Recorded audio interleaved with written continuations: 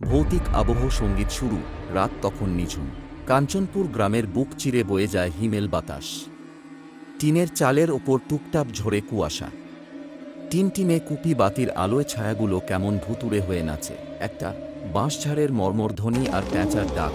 গ্রামের ঠিক মাঝখানে বাজার আর লোকালয়ের মাঝামাঝি সেই পুরনো কবর।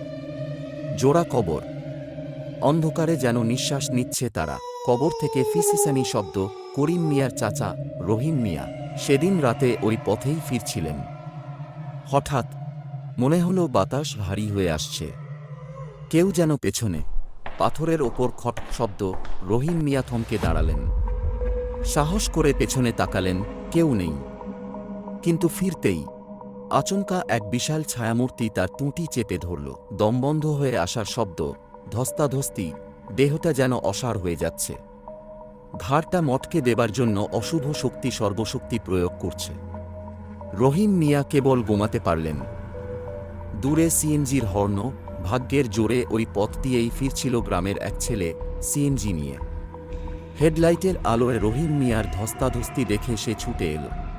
চিৎকার, কে ওখানে? সিএনজির হর্ন আর ছেলের চিৎকারে অশুভ ছায়াটা ছিটকে পালাল। রহিম মিয়া ঘামতে ঘামতে মাটিতে পড়ে গেলেন। দাদার বাড়ির কড়া নাড়ার শব্দ। ঘটনার পরপরই সবাই মিলে রহিম মিয়াকে নিয়ে গেল গ্রামের ওঝা এক দাদার কাছে। ধূপের ধোঁয়া আর মন্ত্র পড়ার শব্দ।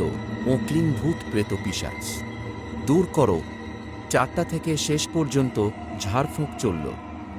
ওঝা দাদা আগুনের ওপর তেল ছিটিয়ে দিলেন। শিখাটা লকলক করে উঠল। তখনই শোনা গেল সেই কণ্ঠ। ভয়ানক গমগমে গলার আওয়াজ, এটা আমার জায়গা, আমি যাব না।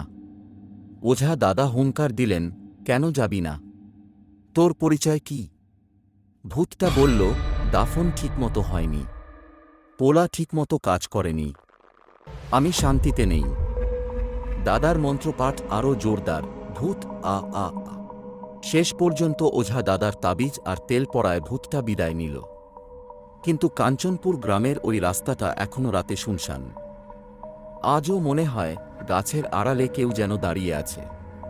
আবহ সঙ্গীত মিলিয়ে যাওয়া একটা লম্বা দীর্ঘশ্বাস।